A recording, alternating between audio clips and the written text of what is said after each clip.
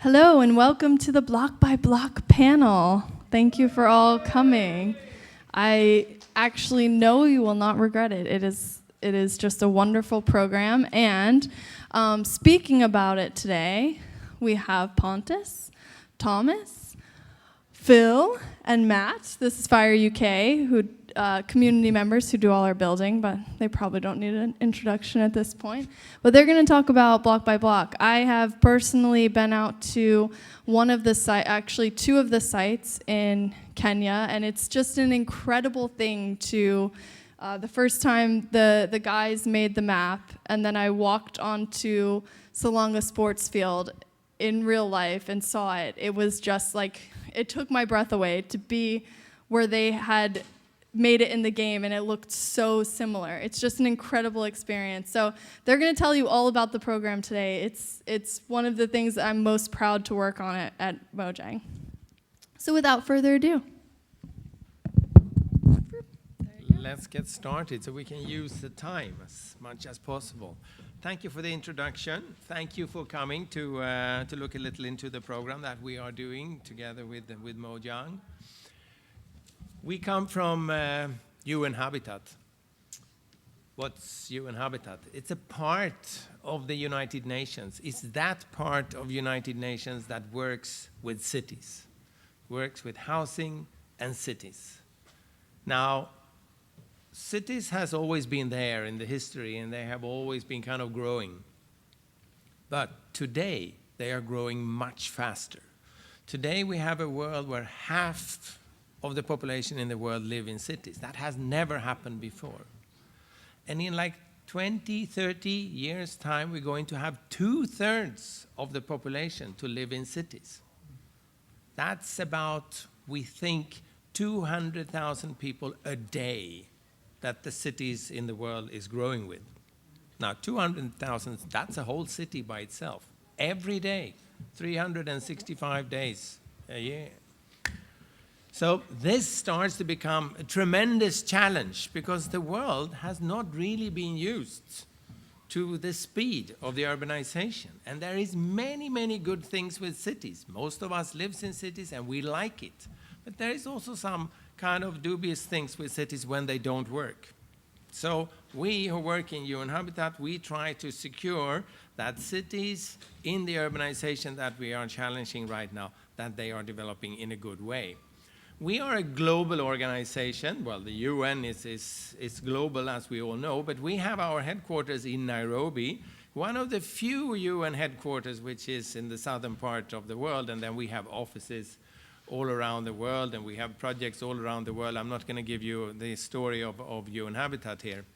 But one thing that we are dealing with is how cities really should function. And one thing that you need in cities to function, that is that you need something which is common.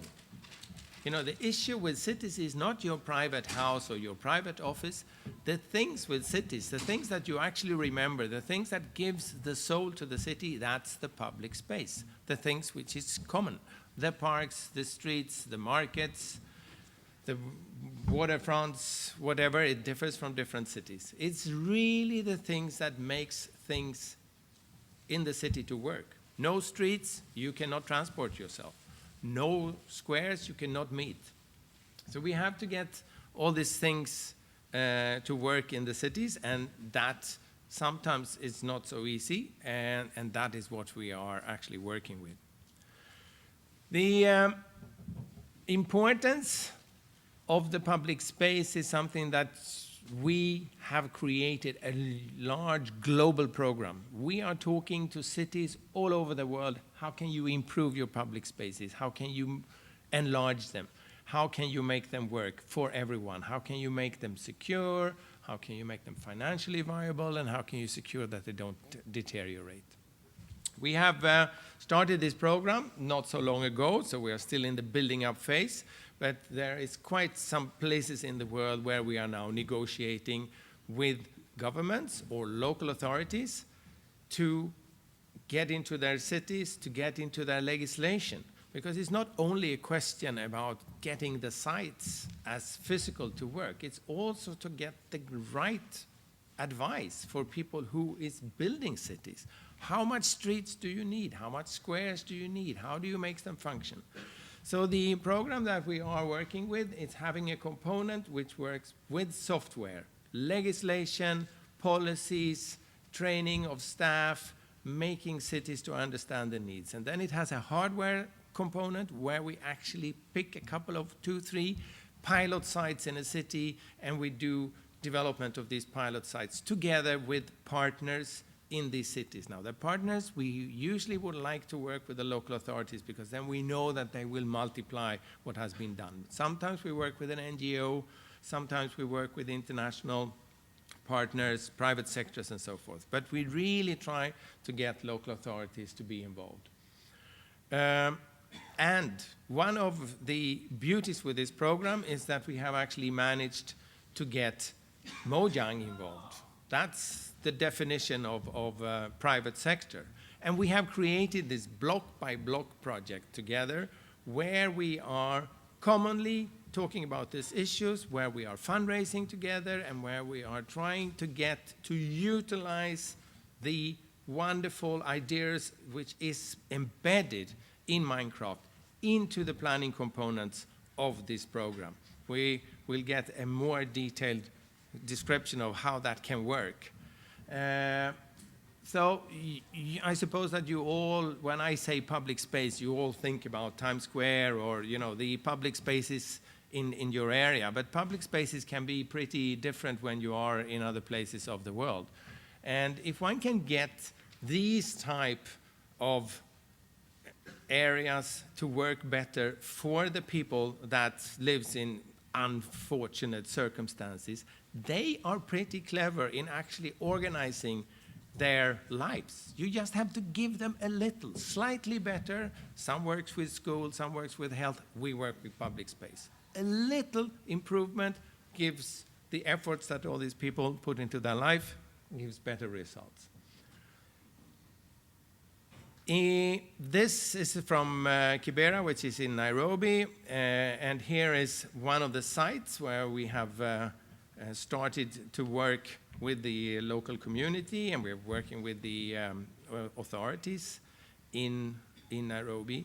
And you cannot believe this, but in this area there is like 200,000 people living, and when we started this program, and when Mojang got interested, suddenly also the politicians in the city gets interested. Hey, there is international people coming from outside. There is these computer games. That's very interesting. So we managed to get the local authorities to come out to the slums and talk to the people, which is 200,000 people. That had never happened before. Not a single communication between local authorities and people before this project started. Now,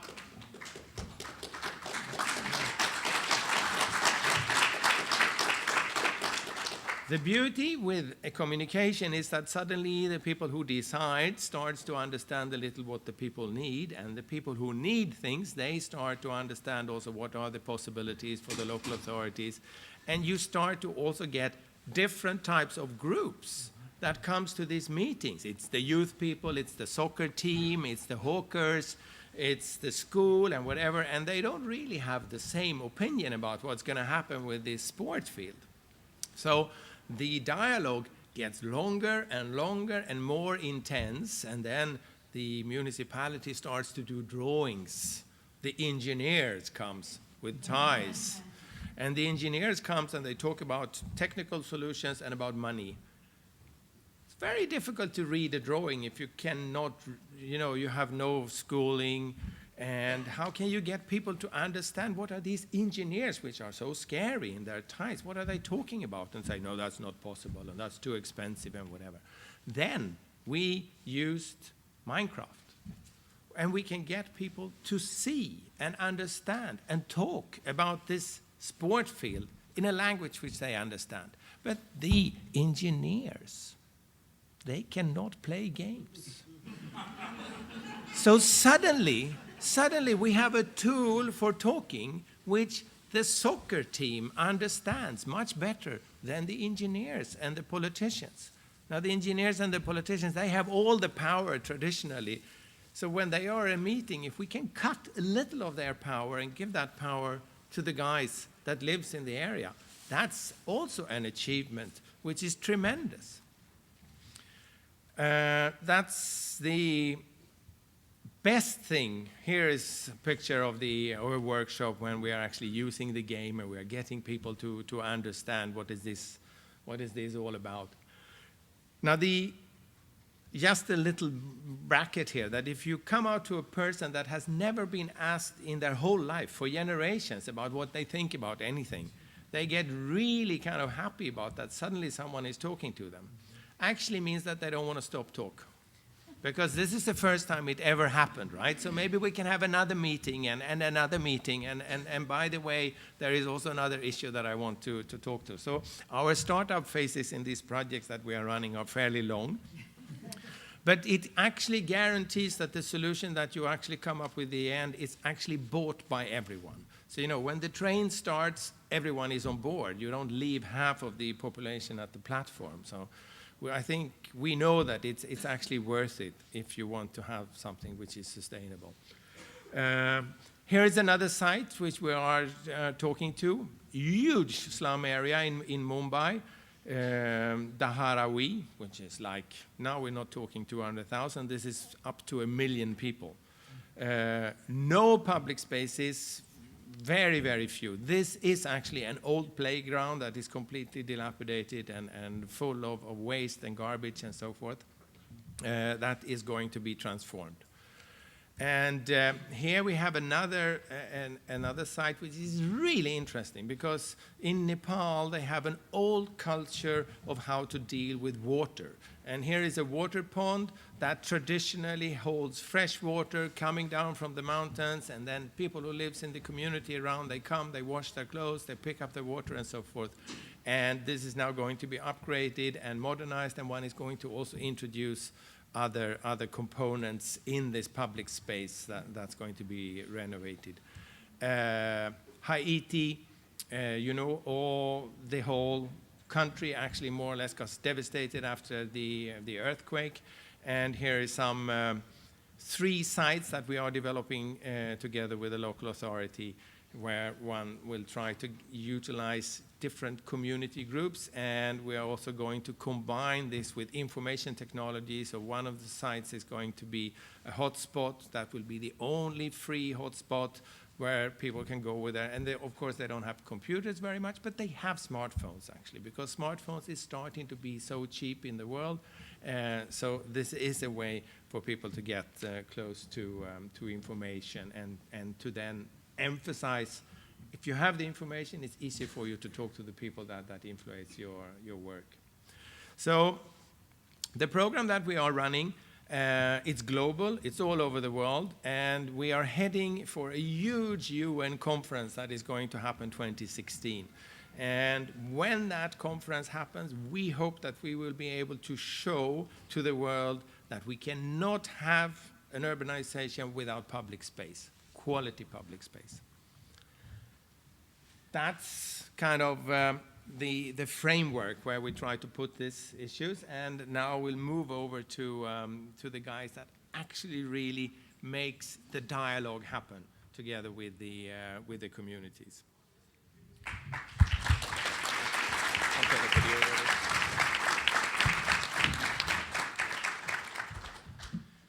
Thank you. We're just going to load up a quick video, which is a time-lapse of the Kibera site. We're just going to play for that real quick before we start talking.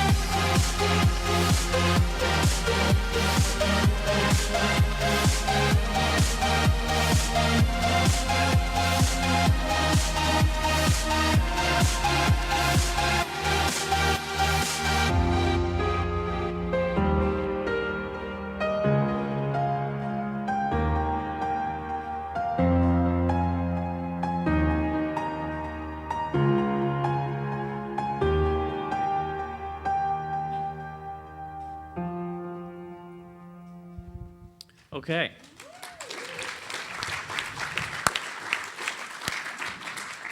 That's actually something we did last year, but we've shown it again because we're currently working on so many other projects for this, so many other things, but we're going to be developing time-lapses and other cool videos for all the other sites that we work on as well, such as Kathmandu and Mumbai. So we've got a lot of really cool things that we're going to be making, and all those places that was discussed in the presentation earlier, they're all going to be made in Minecraft, and they're all going to be sites that people will be able to go in and play and do really cool things. And I think, Phil, you have a really good idea now, being out there and working with people in Kenya, what it's going to be like kind of developing, these builds in Minecraft and what people are going to be able to use them for. So if you want to talk about that.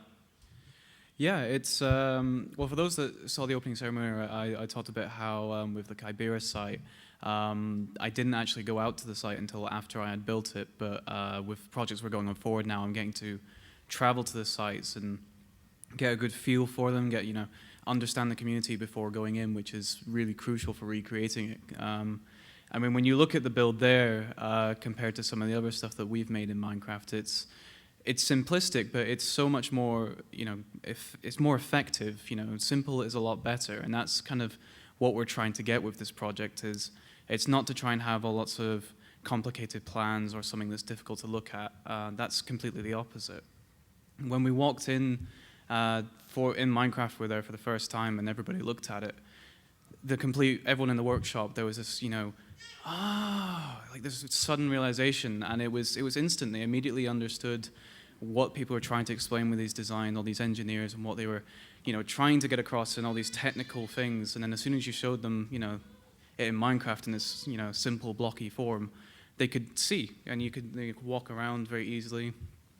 For those of you who play Minecraft in here, when you first get into it, it's a little bit overwhelming, but after a while, once you get used to the game, it's actually, it's really easy to come in and say, I like what you've done there, but, I would like to see these changes. And they can instantly go in and, affect a change in their area.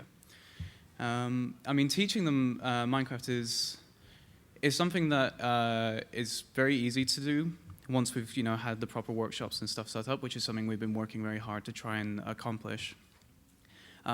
Bearing in mind that a lot of people in these areas, very few of them actually have computers themselves, let alone have played a video game that, requires you to use both hands, and then, you're punching something, and, what's this over here? And it's all a little bit confusing and daunting at first. But when you take a step back and look at what Minecraft is, it's, you project what's in your mind into the game.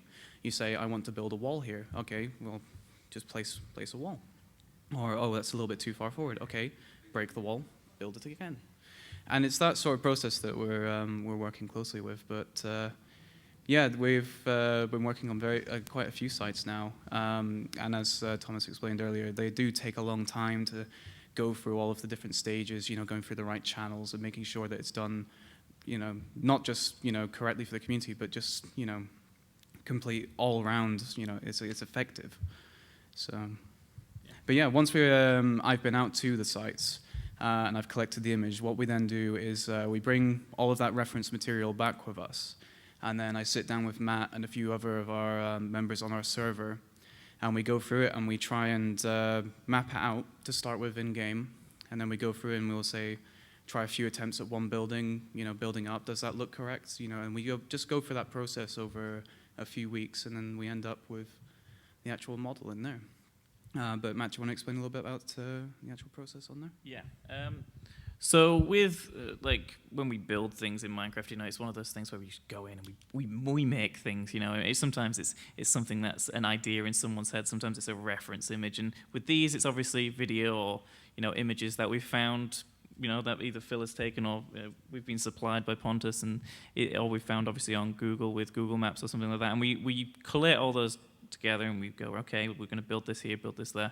And what it does is it allows us to almost like 3D map an area, but we recreate it in Minecraft, almost using the blocks as pixels in a way to kind of recreate these things on a slightly smaller scale. And then when we have made these things, we obviously take them to the communities and they can go in and they can build what they'd like to see in these places and learn what Minecraft is and do things with them. And it's interesting to see with what we've already done, we've actually also gone in and made some changes and, you know, evolved that in time a little bit. And it's interesting to see how things change, because at the end of the day, the places are going to change in time, and the places are going to change with once things have been built there, which is obviously the end goal of this project, is to have something there for people to visit, something there for people to use that isn't there previously. And these people can build these things in Minecraft, and then other people can come in and say, yeah, that's a good idea, let's put that there and stuff like that. And that's why Minecraft is probably the best tool for this. You know, someone asked me earlier that why don't we say use AutoCAD or 3ds Max for these things, but trying to teach people a 3D modeling program would take a very, very long time. But Minecraft is simplistic enough that you're going to be able to pick it up after just a few minutes of playing. You know, its visuals may be simplistic, but what you can do with the game, that's where it gets complicated and gets exciting, and you can do really interesting and different things. Yeah, the site that we had and showed on there, that's the first iteration of it. So that's the site practically as it stands now. What we did after that was we actually talked with an architect that has come up with the designs, and I sat down with her and we recreated her imagining of the site. And then from that, it was, you know, she could easily just, you know, show her designs off and talk about them in a way, but again, the same sort of questions as Matt just raised, you know, why don't we use an animation program? Why don't we use this? And it is the important factor is that Minecraft is not striving to be, you know, the most detailed, you know, program that we're using. That's not what it's meant for. It's communication solely. And getting someone to actually feel as though they're walking around in this world, and you have all of the, you know, okay, I've got that much space coming into that walkway. You can't really do that with any sort of, you know, program. You can't bring people in to, you know, solely look at things. You can only sort of fly around or do camera movements or, you know, just still images. So it really is all about the spacing, and that's what the program's for. It's public space.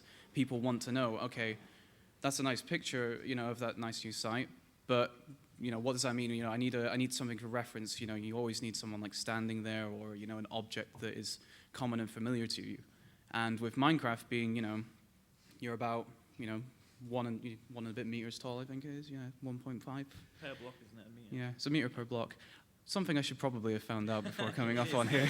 It's something that's not generally, you know, known actually, you know, how tall your Minecraft player is, but, you know, you are that person, you know, you go through a door, that is how high the door is. You have that, you know, common ground on there, so. Okay, so I think we're going to do some questions now. I think we've got, it looks like around 10, 15 minutes to answer some questions if anyone has some. I don't know if we're going to get a microphone going around or if people just want to yell it out. Yeah, I think, yeah, if we give Pontus. Yeah, you can if you like. Let's do this. So we'll take 3 questions at a time, and then we'll answer them. Is it hard transferring from like creative builds that just come from your mind to doing like super realistic builds? Are we going to do them one at a time? Yeah. Fair. We'll take 3 questions, yeah, but. Okay.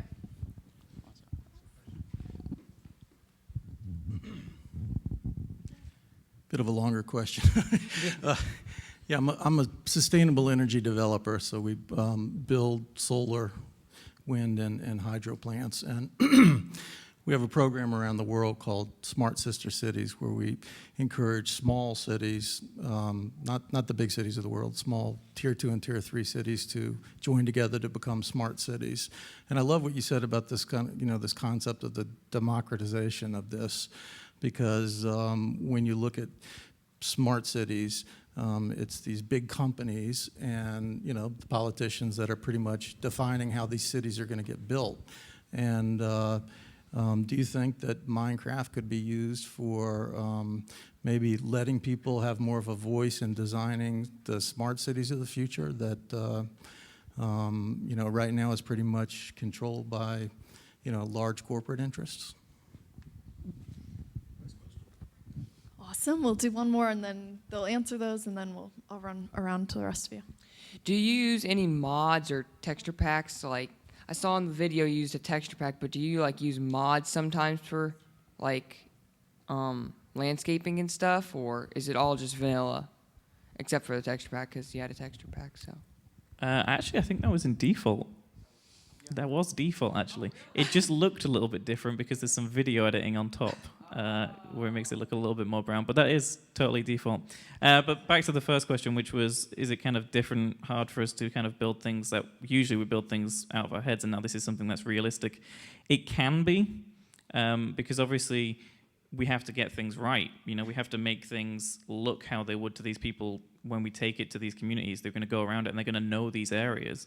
So yes, but at the same time, it's a different experience with Minecraft. You know, sometimes if we're building something off our head, we just run straight in and we build it really quickly. But with this, we have to be very methodical, very careful with what we do, because if we're not, people are going to know that it's wrong. You know, people can be like, oh, that building's not supposed to be there, or that's not there. And that's something we've been kind of practicing and getting used to and kind of improving on. Because sometimes you got to think that when you take a picture with a camera, the field of view of that camera is going to be relative to the lens. So in Minecraft, you have a different field of view. So you got to be very careful to get the places to look right, because buildings can look very strange in photographs. So that's something that's fairly easy. Now, Phil, do you want to tackle the other question, which I think is a very good question?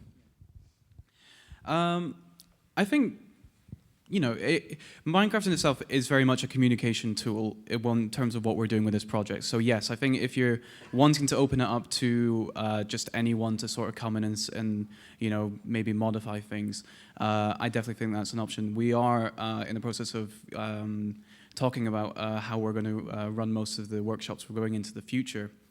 And a lot of it involves, you know, do we have something set up that we give them a task? So for instance, we have an area and we'll put some, you know, garbage all over the place, and we'll say, okay, you know, this is the space as it is at the moment. We want you guys to come in and try and clean it up, and you know, you get the kids to run around and break all of the garbage blocks and stuff like that. So, yeah, I think if you can develop the right sort of workshop that's appropriate to what you're developing, I think absolutely, you know, you can use, you know, Minecraft can be used in so many different ways.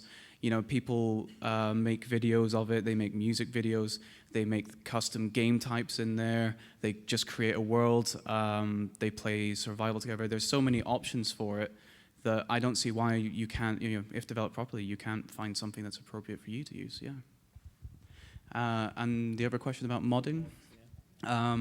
We do have mods on our server for creative purposes. Two of which, one is called World Edit, the other one is called Voxel Sniper. So World Edit, to explain to the rest of you who don't know what that is, it allows us to select regions within the game and essentially copy them and paste them areas, or set them all to one type of block or something like that, which is mostly for time saving, rather than having to go out and hash out and do all of one block. And the Voxel Sniper one is more for terrain, so when we're like doing mountains and stuff, rather than going in and doing it by hand, it allows us to sort of mold and meld it to something more appropriate. Awesome. We'll take 3 more. Okay, I was wondering, what was the hardest area to recreate in Minecraft? I just want to make a statement first and a quick question. The statement is, it's very easy to almost trivialize a creative process inside a video game. We all know what FyreUK does, and you look at some of your work, go, that's cool, and then you move on. What you're doing right now, though, is changing the world, and I think it's just fantastic you guys got involved with this, and fantastic that you and Habitats were thinking enough out of the box to embrace something like this. I just think that's wonderful, so good job, kudos to all of you.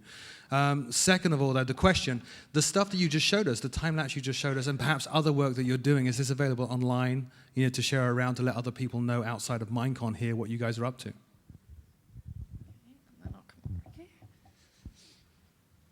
Great questions, everyone.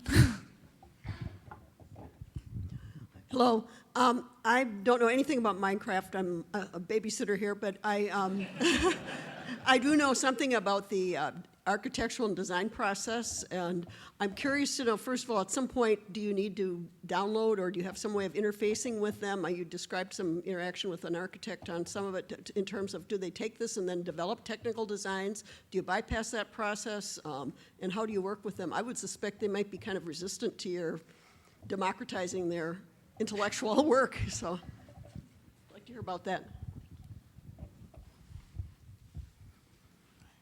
Maybe I can add a little to the previous question there, because when it comes to networking of the cities, in the world. And you also pointed out that you're working with small and medium-sized cities and not the big ones. And that is really important, because when you say cities and towns, usually people think big cities, but that's not where the people live. The majority of the urban population in the world lives in small and medium-sized cities, and they don't have the capacity and they don't have the knowledge. You know, big cities, at least they have some staff and some money, but the other ones are really the problem. And what is also important here is that the world is not only urbanizing, the world is also getting younger. So in the developing world, half of the population, or even more, is younger than 25 years. In some countries, they are younger than 20. The majority of the population. So I mean, when you have these kind of the engineers that I spoke about previously, who says, oh, let's do our solution, and then we maybe should add something on for the youth. That's not kind of how it should be. It should be for the youth, because that is the guys, and they speak this language. And I want to add another thing here onto the Minecraft, because there are, of course, beautiful design programs where you can design these things three-dimensional, but they are so perfect, so they scare people. Because if you look at something that looks perfect, you think it's ready. So if you are a community who are sitting somewhere and the engineers will come with a perfect computer program or the perfect drawing, they cannot really dare to say that, yeah, but by the way, this is not how we want it. But Minecraft is a little kind of more halfway, and you know, you can add and you can take away. It doesn't really look like it's the final solution. So, and for us, obviously, in UN Habitat, Minecraft is not a game. It's a fantastic communication tool that some people play with, but we work with it. I'll go back to one of the questions, which was, I think, about which place was hardest to build. And we've only built one fully so far, but, well, technically two. But I suppose the one in the time-lapse was fairly difficult to get correct in terms of scale, because buildings were kind of off in the distance and there was trees in certain areas. So we kind of had to pinpoint that exactly. But what we've learned from that, we'll definitely be applying to our future builds that we do on it. Yes, I mean, obviously, as we said, you know, there's all the blocks are 1 meter by 1 meter, and you're obviously going to run into circumstances where you don't have a meter space, you have a half a meter space, like between two buildings. So how do you address that sort of thing? And I think that with Minecraft, with the builds that we've made for the UN, you have to take everything with a pinch of salt, basically. You know, nothing is absolute finite. It's not there to give you the down, you know, to the final detail impression. It's there to give you the general idea of the space. So, yeah. The other question about if you can play these things or, you know, use them in any way, you can find a lot of the information on, I believe it's blockbyblock.org, yeah, which is the website all about this. And in terms of them being downloadable, at the moment there's no way to do that, but we are looking into ways to allow Minecrafters to come onto a server and play and help build and kind of share their ideas as well. And that's something that, if does happen, and any updates about that will be on blockbyblock.org and in the future. And then I think the final question was about... The final question was, she was asking, how do the architects feel? Are you using it to be the kind of final product? How is that working together? Well, I mean, we, as we said, we use this tool in the communication with the community. And then that's perfect for that. Then it's not that we take the solution and give it to a contractor and say, build it. Obviously, there is then tender drawings and things that is being done. But this, using this tool gives us the possibility for the community to get much, much further into the design than what would happen if we didn't have it. So they can give much more detailed advice to the planner or to the architect who is then doing the working drawings. Okay, great. We have another one. Here you go. I'll pass this down. Hi. We're also architects and urban designers. And for about 20 years, we've been working with communities to gain community support for our projects in urban centers and also in rural areas, but urban centers like San Francisco. And we have to build consensus within the community to get the project off the ground. And we use blocks, styrofoam blocks, three-dimensional blocks to build with because it's something the community can use. They have the site, we break them into teams, and they use the blocks to build out what you would do in Minecraft. Now, I understand, you could understand how they use that interface because they're just using their hands in styrofoam blocks, just like you would with Minecraft. But how do they use the interface in your case? You've said before they don't have computers. You can assume they're not computer literate. Who manages the cursor? How does it work? Well, I can say that they don't have computers, but they are not computer illiterate, because they know people who have computers and they have smartphones and they have played Angry Birds and these kind of things, all of them. So that means that when we come with something which might be a new interface for them, it's not that complicated actually to actually introduce them to Minecraft as such. We are also, these projects that we are running, they're all expensive, and we try to limit the investment that we do in every site. And that means that we are also thinking about now putting a price on these blocks. So you can then easily have a community, and if you use these blocks here for a couple of benches, that means that the budget goes down, and so it will not only be a block of material, it will also be a block of finance. You want to add? I think we have time for one more question, but just quickly to add on to that. The way Minecraft works in general is kind of something that can be adapted and changed, but I think anyone can kind of take their baby steps with the program. I feel like even in real life, there's going to be, a learning curve, even if it is just placing styrofoam blocks around. People will have to learn where to put them, where it'd be good and stuff. And it starts like that in Minecraft. You have to tell people how to move and where to put things. And showing people a keyboard and saying WASD is how to move, people go, oh, okay, how do I look around? It's the mouse, okay. It's kind of like when you give someone an Xbox controller for the first time, they don't know which analog stick does what. But Minecraft is so simple in how it portrays everything that people learn it quick enough. Did you have any issues when you kind of using people and showing people everything in Nairobi? Not particularly, actually. People visually picked it up extremely quickly, and as Thomas said, those that don't have computers at home, they know someone, or there is some form of contact where they have had some experience with computers before, so it's very easy to get from there. But no, people did pick up quickly.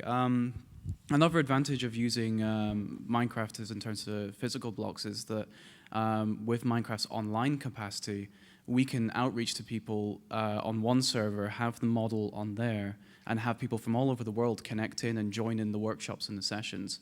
So we can have sessions in Nairobi, in Nepal, and we can just sit at home and we can connect to these different countries instantly without having to travel and worry about taking the models and damages or anything like that to them as well. But and in terms of computers, we in the places that we work, we try to partner with some kind of local IT center or IT hub or something like that. So in Kibera, for example, in Nairobi, we were at an IT community center where we did the workshops, and we're going to be doing the same in Nepal and India. So there'll be a space where people can come and use computers even if they don't have them themselves. Awesome. Last question. When you are doing the recreations in Minecraft and you want to add more stuff to them, and you let the public people edit it, how can you tell or let them know if what they're making when you recreate it in real life, if it's going to be structurally safe or able to use properly? Well, generally what we do with them coming in for the Minecraft sessions it's mostly the ideas of what's going to go there. So someone can say, oh, we need a storage place for storing equipment that we use here, and so they'll create a basic room you can walk in and out of and stuff there. But once the idea is there, it then goes on to the architects to actually design the space themselves. So it wouldn't be an exact a short room like that. They would basically find something like, right, you want a room there. Either we build a small one with walls and a roof and stuff on it, or we give you a container or something like that. This then goes into the options there. That's not really dealt with on the Minecraft side. That's sort of later on down the road, depending on what's useful to the local community from there. Okay, well, hopefully that was enough, and we have, pleased your appetite for what kind of we've shown here, and we're definitely going to be adding a lot more to blockbyblock.org over the coming year, because we've got a lot of huge projects with this to, evolve and kind of go forward with. So I just want to thank you all from, all of us here. Thank you for coming to the panel.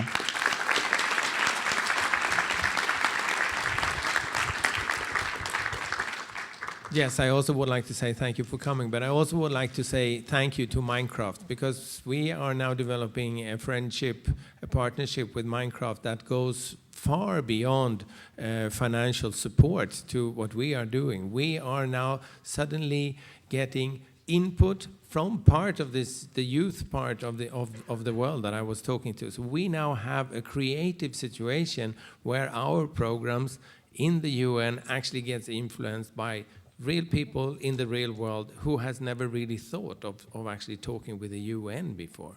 So I'm very, very grateful for this partnership that we have with Mojang and Minecraft.